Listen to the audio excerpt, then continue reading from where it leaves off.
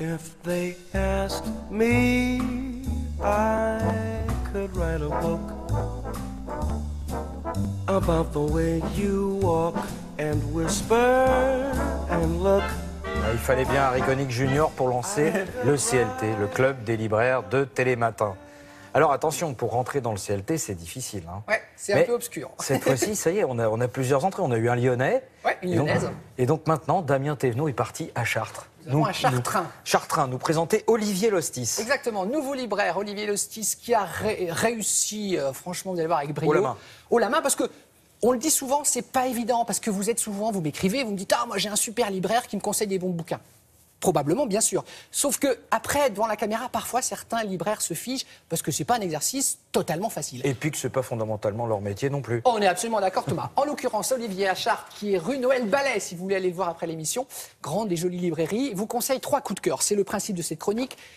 Cher Olivier, je rentre dans votre boutique, dans votre librairie. Quels sont vos coups de cœur du moment?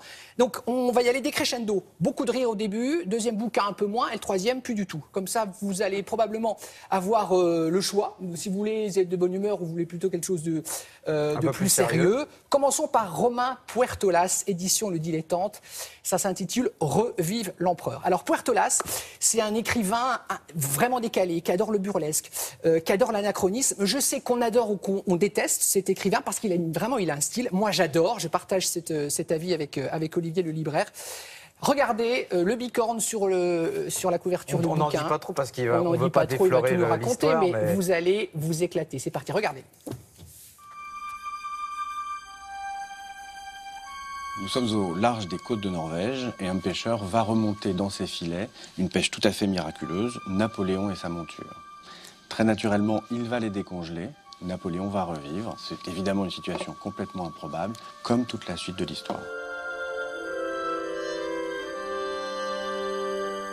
Mais Napoléon, évidemment, est très indépendant, très intelligent, et il va tout de suite reprendre sa liberté. Parce qu'il va constater que la France est dans un état assez lamentable à ses yeux. Il va vouloir lui redonner sa grandeur, éliminer ses ennemis, en l'occurrence des islamistes.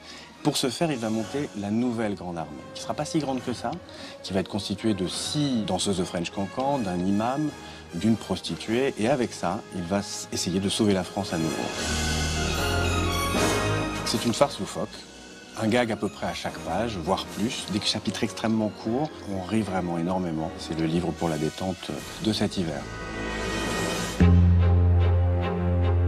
Mon deuxième coup de cœur, un vrai faux thriller, Le cœur du problème de Christian Auster, aux éditions de l'Olivier. Simon rentre chez lui un soir, il découvre dans son salon le cadavre d'un homme. C'est une première mauvaise nouvelle. La deuxième mauvaise nouvelle, c'est que sa femme lui avoue que c'était son amant. La troisième, c'est qu'elle va le quitter. Et la quatrième, c'est qu'il devra se charger du corps lui-même.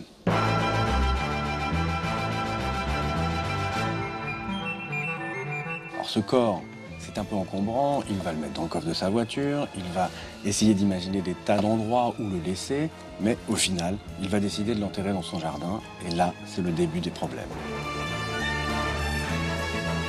Ce livre est formidable parce que tout est décalé. Habituellement, c'est le mari qui est l'assassin, là, c'est la femme qui tue son amant. Tout dans ce livre va générer comme ça un sourire, parce que tout est légèrement décalé par rapport aux situations habituelles. À lire sans modération, on sourit d'un bout à l'autre.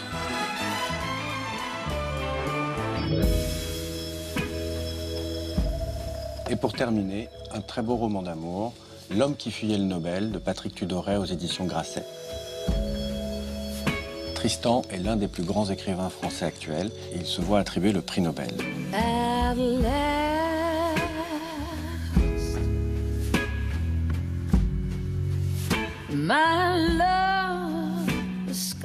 Depuis 5 ans, depuis la mort de sa femme, il est devenu tout à fait misanthrope, il vit complètement isolé et lorsqu'il va voir l'attroupement de caméramens en bas de son immeuble, il va tout simplement faire demi-tour, sans rien prendre, sans argent, sans sac, sans rien, et se retrouver sur le chemin de Saint-Jacques-de-Compostelle.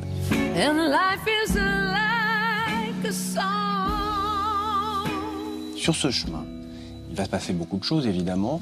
Il va d'abord, tous les jours, écrire à sa femme qui est morte il y a 5 ans. Et on va découvrir une très très belle histoire d'amour. Et on va comprendre pourquoi cet homme s'est retiré de la vie. rise above our blues. Comme il est de tradition sur le chemin de Compostelle, il va faire des rencontres qui vont petit à petit le ramener vers la vie. Patrick Tudoret montre que l'espoir est toujours permis dans un livre absolument magnifique, fluide, limpide et tout à fait lumineux. The night I looked at you.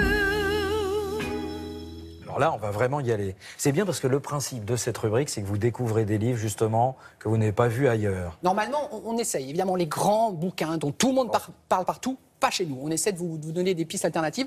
Donc, L'homme qui fut le Nobel, je pense qu'on a bien compris. Je veux dire par là qu'il est très beau. C'est pas le premier, c'est pas décalé. C'est beau, c'est une belle histoire d'amour. Je crois beaucoup à la vertu de certains livres. J'appelle ça des livres médicaments. C'est-à-dire qu'après, je pense que si, voilà, on peut se sentir mieux parce que c'est une belle histoire d'amour, parce qu'on peut puiser un peu de réconfort dans la lecture. Et je pense que celui-ci peut vous faire du bien. Et le Puerto Las, je reviens d'un mot, Thomas. Le Puerto Las. Si vous avez des ados, c'est des vacances en ce moment qui lisent pas trop, ça peut être un bon moyen d'entrer dans la lecture parce que c'est Napoléon, donc c'est l'histoire de Napoléon, transposée en 2015. C'est à la fois Hibernatus et Les Visiteurs en 2015 avec Napoléon. Et c'est bien traduit, puisque c'est au Dilettante qui généralement fait des efforts sur les traductions. C'est français, hein. Ah bon, c'est directement Puerto Las, il est français. Donc, il n'y a même pas besoin de traduire. Il n'y a pas besoin de traduire. Voilà. Alors, c'est bien traduit parce que c'est en français. Voilà, c'est ça, c'est très très bien. Merci beaucoup. Merci Thomas.